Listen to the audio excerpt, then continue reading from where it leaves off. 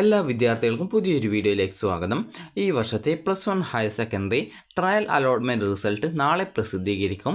അപ്പോൾ വിദ്യാർത്ഥികൾക്ക് ചിലപ്പോൾ ഇന്ന് രാത്രിയോടെ തന്നെ ഈ വർഷത്തെ ഈ ഒരു +1 ട്രയൽ അലോട്ട്മെൻറ്റ് ചെക്ക് ചെയ്യാനായിട്ട് സാധിക്കുന്നതാണ്.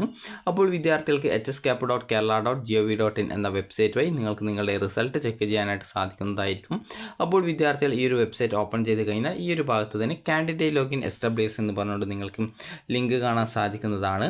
അപ്പോൾ ആ ഒരു ലിങ്കിൽ നിങ്ങൾ ക്ലിക്ക് ചെയ്യുന്ന സമയത്ത് നിങ്ങൾക്ക് ഇതുപോലെയാണ് കാണാൻ സാധിക്കുക. അതായത് ഇവിടെ നിങ്ങളിപ്പോൾ സ്ക്രീനിൽ കാണുന്ന ഈ ഒരു ലിങ്ക് എന്ന് പറയുന്നത് കാൻഡിഡേറ്റ് ലോഗിൻ MRS എന്നുള്ളതാണ്. അതായത് നിങ്ങൾക്ക് മോഡൽ റെസിഡൻഷ്യൽ സ്കൂളിലേക്ക് അപ്ലൈ ചെയ്യണം എന്നുണ്ടെങ്കിൽ നിങ്ങൾക്ക് ഈ ഒരു വെബ്സൈറ്റ് വഴി നിങ്ങൾക്ക് ഇപ്പോൾ ഈ ഒരു അപേക്ഷ സമർപ്പിക്കാവുന്നതാണ്. അപ്പോൾ മോഡൽ റെസിഡൻഷ്യൽ സ്കൂളിലേക്ക് SC ST അതുപോലെ തന്നെ മറ്റ് കാറ്റഗറിയിലുള്ള വിദ്യാർത്ഥികൾ എന്നിവർക്ക് താമസിച്ച് പഠിക്കാൻ താല്പര്യമുണ്ടെങ്കിൽ മോഡൽ റെസിഡൻഷ്യൽ സ്കൂളിലേക്ക് നിങ്ങൾക്ക് അപേക്ഷിക്കാം. ഹോസ്റ്റലും അതുപോലെ ഫുഡും ഒക്കെ ഫ്രീ ആണ്. അതുപോലെ തന്നെ വിദ്യാർത്ഥികൾക്ക് ഈ ഒരു സ്പോർട്സ് അച്ചീവ്മെൻറ്റ് രജിസ്ട്രേഷൻ ഉണ്ട്. അതായത് നിങ്ങൾക്ക് സ്പോർട്സ് കോട്ടയിൽ നിങ്ങൾ ഇതുവരെ പഠിക്കുന്ന സമയത്ത് എന്തെങ്കിലും നേട്ടങ്ങൾ സ്പോർട്സിൽ എന്തെങ്കിലും സർട്ടിഫിക്കറ്റ്, അത് ജില്ലാതലം, സംസ്ഥാനതലം, അങ്ങനെ നിങ്ങൾക്ക് നിങ്ങളുടേതായിട്ടുള്ള രീതിയിൽ നിങ്ങൾക്ക് ഏത് തലത്തിൽ കിട്ടിയ ഒരു സർട്ടിഫിക്കറ്റ്, സ്പോർട്സിൽ കിട്ടിയ സർട്ടിഫിക്കറ്റ് ആയിരുന്നാലും നിങ്ങൾക്ക് സ്പോർട്സ് കോട്ടയിലേക്കുള്ള പ്രവേശനത്തിന് അപേക്ഷ നൽകാവുന്നതാണ്. അപ്പോൾ ആ ഒരു സർട്ടിഫിക്കറ്റ് ഉണ്ടെങ്കിൽ ആദ്യം സ്പോർട്സ് അച്ചീവ്മെൻറ്റ് രജിസ്ട്രേഷൻ എന്നുള്ള ഈ ഒരു ലിങ്ക് വഴി ആ ഒരു അച്ചീവ്മെൻറ്റ് രജിസ്ട്രേഷൻ ചെയ്യുകയും അതുപോലെ തന്നെ അതിനുശേഷം നിങ്ങളുടെ ജില്ലയിലെ സ്പോർട്സ് കൗൺസിൽ ഓഫീസിൽ പോയിക്കൊണ്ട് അത് വെരിഫിക്കേഷൻ ചെയ്യുകയും ചെയ്ത ശേഷം വിദ്യാർത്ഥികൾക്ക് ഒരു സ്കോർ കാർഡ് കിട്ടുന്നതാണ്. അതുപോലെ തന്നെ ഈ ഒരു സ്പോർട്സ് അച്ചീവ്മെൻറ്റ് രജിസ്ട്രേഷൻ ചെയ്യുന്ന സമയത്ത് നിങ്ങൾക്കൊരു രജിസ്ട്രേഷൻ നമ്പറും കിട്ടുന്നതായിരിക്കും. അതൊക്കെ നിങ്ങൾ കറക്റ്റായിട്ട് സ്ക്രീൻഷോട്ട് എടുത്ത് വെക്കേണ്ടതാണ്. അതിനുശേഷം നിങ്ങൾ അതിൻ്റെ പ്രിൻ്റ് ഔട്ടും എടുത്ത് അതുപോലെ ഒറിജിനൽ ഡോക്യുമെൻ്റ് എടുത്തുമാണ് നിങ്ങൾ ഈ ഒരു ജില്ലാ സ്പോർട്സ് കൗൺസിൽ ഓഫീസിൽ പോവേണ്ടത്. അപ്പോൾ ഈ ഒരു സ്പോർട്സ് കൗൺസിൽ ഓഫീസിൽ പോയിക്കൊണ്ട് നിങ്ങൾ ആ ഒരു രജിസ്ട്രേഷൻ ചെയ്ത ആ ഒരു ഡോക്യുമെൻ്റൊക്കെ വെരിഫിക്കേഷൻ ചെയ്യുകയും അപ്പോൾ നിങ്ങൾക്കൊരു സ്കോർ കാർഡ് കിട്ടുകയും ചെയ്യും. അപ്പോൾ ആ ഒരു സ്കോർ കാർഡും എടുത്തുകൊണ്ട് നിങ്ങൾ ഈ ഒരു വെബ്സൈറ്റിൽ നിങ്ങൾക്ക് ക്രിയേറ്റ് കാൻഡിഡേറ്റ് ലോഗിൻ സ്പോർട്സ് എന്നുള്ളൊരു ഓപ്ഷൻ കാണാം. അപ്പോൾ ആ ഒരു സ്പോർട്സ് എന്നുള്ള ആ ഒരു ലിങ്കിൽ നിങ്ങൾ ക്ലിക്ക് ചെയ്യുക. ക്ലിക്ക് ചെയ്ത ശേഷം വിദ്യാർത്ഥികൾക്ക് അതായത് ഈ ഒരു പേജാണ് കാണാൻ സാധിക്കുക. ഇവിടെ നിങ്ങൾ ഏത് ജില്ലയിലേക്കാണ് അപേക്ഷിക്കുന്നത് ആ ഒരു ജില്ല സെലക്ട് ചെയ്ത് കൊടുക്കുക. ഒരു വിദ്യാർത്ഥിക്ക് ഒന്നിലധികം ജില്ലയിലേക്ക് വേണമെങ്കിൽ അപേക്ഷിക്കാം, നിങ്ങളുടെ താല്പര്യമാണ്. അപ്പോൾ നിങ്ങൾക്ക് ഇവിടെ സ്പോർട്സ് രജിസ്ട്രേഷൻ നമ്പറും അതുപോലെ മറ്റ് ഡീറ്റെയിൽസും നൽകി നിങ്ങൾക്ക് ഒരു കാൻഡിഡേറ്റ് ലോഗിൻ ക്രിയേറ്റ് ചെയ്യും. അതിനുശേഷം നിങ്ങൾക്ക് ഈ ഒരു കാൻഡിഡേറ്റ് ലോഗിൻ സ്പോർട്സ് എന്നുള്ളതിൽ ക്ലിക്ക് ചെയ്തുകൊണ്ട് നിങ്ങൾക്ക് ലോഗിൻ ചെയ്തുകൊണ്ട് നിങ്ങളുടെ ബാക്കി ഡീറ്റെയിൽസൊക്കെ ഫോമിൽ നൽകി നിങ്ങൾക്ക് വേണ്ട ഓപ്ഷൻസും സ്കൂളും കോഴ്സും ഒക്കെ നൽകിക്കൊണ്ട് നിങ്ങൾക്ക് ആവശ്യമായിട്ടുള്ള മാറ്റങ്ങൾ നിങ്ങൾക്കതിൽ വരുത്തി ആ ഒരു അപേക്ഷ സബ്മിറ്റ് ചെയ്യാവുന്നതാണ്. ഈ ഒരു സ്പോർട്സ് ലോഗിൻ ചെയ്യുന്ന സമയത്തും അതുപോലെ തന്നെ നിങ്ങൾക്ക് ഈ ഒരു മോഡൽ റെസിഡൻഷ്യൽ സ്കൂളിലേക്കുള്ള അപേക്ഷ നൽകുന്ന സമയത്തും വിദ്യാർത്ഥികൾ ശ്രദ്ധിക്കേണ്ടത് ഈ ഒരു രണ്ട് ഭാഗങ്ങളിലും ട്രയൽ അലോട്ട്മെൻറ്റ് ഉണ്ടായിരിക്കുന്നതല്ല. അതുകൊണ്ട് തന്നെ എഡിറ്റ് ചെയ്യാനുള്ള ഓപ്ഷനും ഉണ്ടായിരിക്കുന്നതല്ല. അതുകൊണ്ട് തന്നെ നൽകുന്ന ഡീറ്റെയിൽസൊക്കെ കറക്റ്റാണെന്നുള്ള കാര്യം വിദ്യാർത്ഥികൾ തന്നെ ഉറപ്പുവരുത്തേണ്ടതാണ്.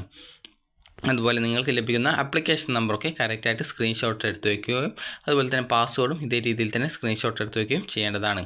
അപ്പോൾ ഈ ഒരു ട്രയൽ അലോട്ട്മെൻറ്റ് വിദ്യാർത്ഥികൾക്ക് വന്ന ശേഷം വിദ്യാർത്ഥികൾക്ക് അതായത് നിങ്ങൾ ചെയ്യേണ്ടത് ഈ ഒരു കാൻഡിഡേറ്റ് ലോഗിൻ ചെയ്യുക എന്നുള്ളതാണ്. അപ്പോൾ കാൻഡിഡേറ്റ് ലോഗിൻ ചെയ്യാനായിട്ട് വളരെയധികം സിമ്പിളായിട്ട് തന്നെ നിങ്ങൾക്ക് ചെയ്യാൻ സാധിക്കും. കാൻഡിഡേറ്റ് ലോഗിൻ ചെയ്യുന്ന സമയത്ത് ഇതുപോലെയാണ് കാണാൻ സാധിക്കുക. ഇത് സ്പോർട്സിൻ്റെതായതുകൊണ്ടാണ് സ്പോർട്സ് എന്ന് മുമ്പിലുള്ളത്, അല്ലെങ്കിൽ വെറും കാൻഡിഡേറ്റ് ലോഗിൻ എന്ന് മാത്രമാണ് ഉണ്ടാവുക. അപ്പോൾ നിങ്ങൾക്ക് ഇവിടെ നിങ്ങളുടെ യൂസർ നെയിമായിട്ടുള്ള ആപ്ലിക്കേഷൻ നമ്പർ അതുപോലെ തന്നെ പാസ്വേഡ് അതുപോലെ നിങ്ങൾ ഏത് ജില്ലയിലേക്കാണ് അപേക്ഷിച്ചത് ആ ഒരു ജില്ല എന്നിവ നൽകി ലോഗിൻ ചെയ്യുക. ലോഗിൻ ചെയ്യുന്ന സമയത്ത് വിദ്യാർത്ഥികൾക്ക് അവിടെ കാണാനായിട്ട് സാധിക്കുന്നത് നിങ്ങളുടെ ട്രയൽ അലോട്ട്മെൻറ്റ് റിസൾട്ടാണ്. അപ്പോൾ നിങ്ങൾക്ക് ട്രയൽ അലോട്ട്മെൻറ്റ് കിട്ടിയിട്ടുണ്ടെങ്കിൽ congratulations, you have got trial allotment എന്നും, അലോട്ട്മെൻറ്റ് കിട്ടിയിട്ടില്ലെങ്കിൽ sorry you have no trial allotment അല്ലെങ്കിൽ അലോട്ട്മെൻറ്റ് എന്ന് പറഞ്ഞുകൊണ്ടാണ് ചുവന്ന കളറിൽ കാണാൻ സാധിക്കുക. കിട്ടിയിട്ടുണ്ടെങ്കിൽ പച്ച കളറിൽ, കിട്ടിയിട്ടില്ലെങ്കിൽ ചുവപ്പ് കളറിൽ സോറി എന്ന് പറഞ്ഞുകൊണ്ട് കാണാൻ പറ്റും. അപ്പോൾ നിങ്ങൾക്ക് അതുപോലെ തന്നെ ഏത് സ്കൂളിൽ ഏത് കോഴ്സ് കോമ്പിനേഷനിലാണ് നിങ്ങൾക്ക് അലോട്ട്മെൻറ്റ് കിട്ടിയിട്ടുള്ളത് എന്നുള്ളതും അതുപോലെ തന്നെ വിദ്യാർത്ഥികൾക്ക് അറിയാൻ സാധിക്കും. അതിനുശേഷം നിങ്ങൾക്ക് ട്രയൽ അലോട്ട്മെൻറ്റ് ഡീറ്റെയിൽസ് അല്ലെങ്കിൽ അലോട്ട്മെൻറ്റ് ഡീറ്റെയിൽസ് എന്ന് പറഞ്ഞുകൊണ്ട് അതായത് ലിങ്ക്സ് എന്നുള്ള ഭാഗത്ത് ഒരു ഭാഗം കാണാൻ സാധിക്കും. അപ്പോൾ നിങ്ങൾ ആ ഒരു ലിങ്കിൽ ക്ലിക്ക് ചെയ്യുകയാണ് ചെയ്യേണ്ടത്. അപ്പോൾ ക്ലിക്ക് ചെയ്യുന്ന സമയത്ത് പിന്നീട് അടുത്ത പേജിലേക്ക് പോകുന്നതാണ്. അവിടെ ഒരു പച്ച കളറിൽ തന്നെ നിങ്ങൾക്ക് കാണാൻ സാധിക്കും ഈ ഒരു അലോട്ട്മെൻറ്റ് സ്ലിപ്പ് എന്ന് പറഞ്ഞുകൊണ്ട് വ്യൂ അലോട്ട്മെൻറ്റ് സ്ലിപ്പ് എന്ന് പറഞ്ഞുകൊണ്ട് കാണാൻ പറ്റും. അതിൽ ക്ലിക്ക് ചെയ്ത് കഴിഞ്ഞാൽ നിങ്ങൾക്ക് നിങ്ങളുടെ അലോട്ട്മെൻറ്റ് ലെറ്റർ നിങ്ങൾക്ക് ഡൗൺലോഡ് ചെയ്തെടുക്കാൻ സാധിക്കുന്നതാണ്.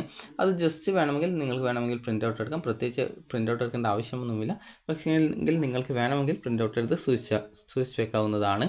അതുപോലെ തന്നെ നിങ്ങൾക്ക് അവിടെ വ്യൂ റാങ്ക് ഡീറ്റെയിൽസ് എന്ന് പറഞ്ഞുള്ള ഒരു ഓപ്ഷൻ കാണാൻ പറ്റും. ആ ഒരു ലിങ്കിൽ ക്ലിക്ക് ചെയ്യുക. അപ്പോൾ നിങ്ങൾ ഓരോ സ്കൂളിലും നൽകിയിട്ടുള്ള കോഴ്സിൻ്റെ ഡീറ്റെയിൽസും അതായത് ഓപ്ഷൻസിൻ്റെ ഡീറ്റെയിൽസും അവിടെ അലോട്ട്മെൻറ്റ് കിട്ടിയ വിദ്യാർത്ഥിയുടെ ലാസ്റ്റ് റാങ്കും നിങ്ങളുടെ റാങ്കും എത്രയാണെന്നുള്ളത് നിങ്ങൾക്ക് മനസ്സിലാക്കാം. അപ്പോൾ അങ്ങനെ നോക്കുന്ന സമയത്ത് നിങ്ങൾക്ക് ആ ഒരു സ്കൂളിൽ അഡ്മിഷൻ കിട്ടാൻ സാധ്യത ഉണ്ടോ എന്നുള്ള, അതായത് ആ ഒരു കോഴ്സിലേക്ക് അഡ്മിഷൻ കിട്ടാൻ സാധ്യതയുണ്ടോ എന്നുള്ള കാര്യം നിങ്ങൾക്ക് മനസ്സിലാക്കാൻ സാധിക്കും. അത് നിങ്ങൾ നൽകുന്ന ഓരോ ഓപ്ഷനും ആ ഒരു സ്കൂളിൽ നിങ്ങളുടെ റാങ്കും ആ ഒരു സ്കൂളിലെ അവസാന അലോട്ട്മെൻറ്റ് ലഭിച്ച വിദ്യാർത്ഥിയുടെ റാങ്കും കാണാൻ സാധിക്കും. അപ്പോൾ അത് തമ്മിൽ പ്രത്യേകിച്ച് വലിയ ഡിഫറൻസ് ഒന്നും ഇല്ല എന്നുണ്ടെങ്കിൽ നിങ്ങൾക്ക് കിട്ടാനുള്ള സാധ്യതയുണ്ടാകും. അതായത് ഒരു ഉദാഹരണം പറയുകയാണെങ്കിൽ നിങ്ങൾക്ക് ആ ഒരു സ്കൂളിലെ നിങ്ങളുടെ റാങ്ക് എന്ന് പറയുന്നത് ഒരു 217 ആണെന്ന് കരുതുക. ആ ഒരു സ്കൂളിൽ അലോട്ട്മെൻറ്റ് ലഭിച്ച വിദ്യാർത്ഥിയുടെ റാങ്ക് എന്ന് പറയുന്നത് ഒരു 213 ആണെന്ന് കരുതുക.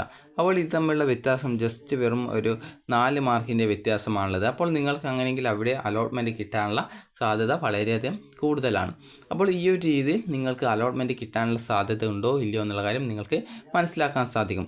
നിങ്ങൾക്കിപ്പോൾ ഒരു ഉദാഹരണം പറയുകയാണെങ്കിൽ നിങ്ങളുടെ ആ ഒരു റാങ്ക് എന്ന് പറയുന്നത് 500 ആണെന്ന് കരുതുക. ആ ഒരു സ്കൂളിൽ അവസാനമായിട്ട് അലോട്ട്മെൻറ്റ് കിട്ടിയ വിദ്യാർത്ഥിയുടെ റാങ്ക് എന്ന് പറയുന്നത് ഒരു 53 ആണെന്ന് കരുതുക. അപ്പോൾ അങ്ങനെയെങ്കിൽ നിങ്ങൾക്ക് അവിടെ അലോട്ട്മെൻറ്റ് കിട്ടാനുള്ള സാധ്യത വളരെയധികം കുറവാണ്.